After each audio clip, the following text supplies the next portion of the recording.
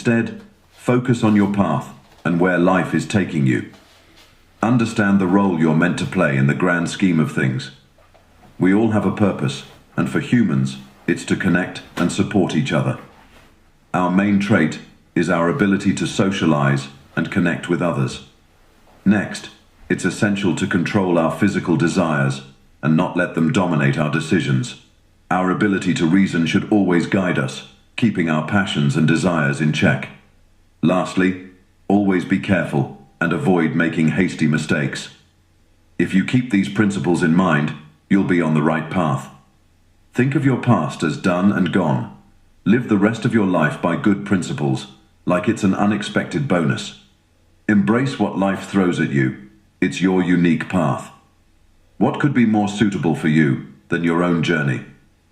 When things happen, think about others who've faced similar situations. They might have been upset or complained, but now they've moved on. Don't get caught up in those reactions.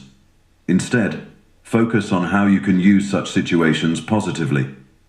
Your main goal should be to feel good about your actions, remembering that the things you're stressing about are usually not that important in the long run.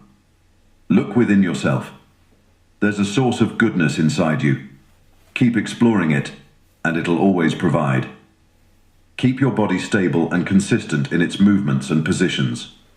Just like our emotions and thoughts can be read on our face, our body should reflect our inner feelings and intentions too. But don't overdo it or make it look fake.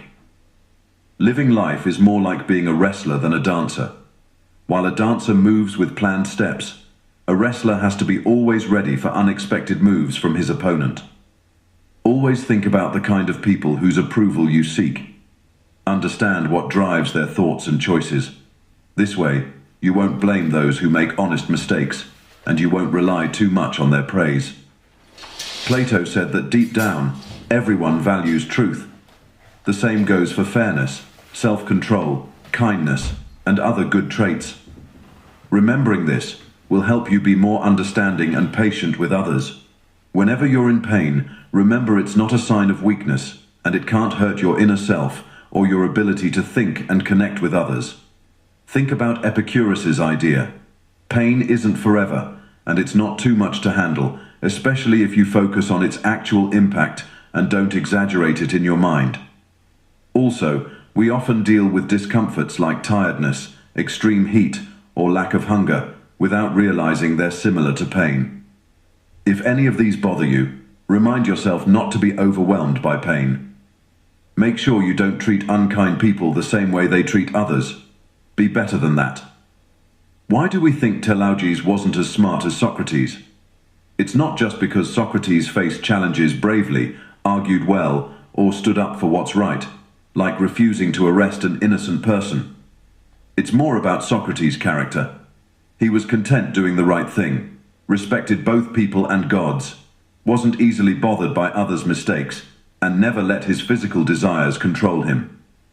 Our soul isn't so tied to our body that it can't think and act on its own. You can be amazing and not get noticed, and that's okay. Remember, a good life is based on a few simple things.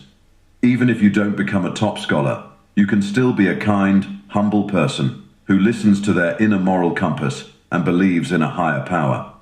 You have the ability to remain calm and unaffected, no matter how much negativity surrounds you or whatever challenges you face.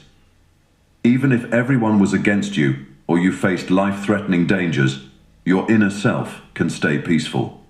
You can see things for what they truly are, not just how they appear to others. Every situation presents an opportunity to respond with reason and kindness, drawing on the strengths inherent in both humans and the divine. Nothing that happens is surprising or too challenging.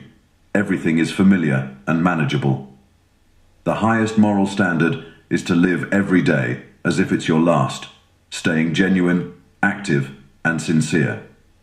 The gods, despite being eternal, aren't bothered by constantly dealing with the wrongdoings of so many people over endless time.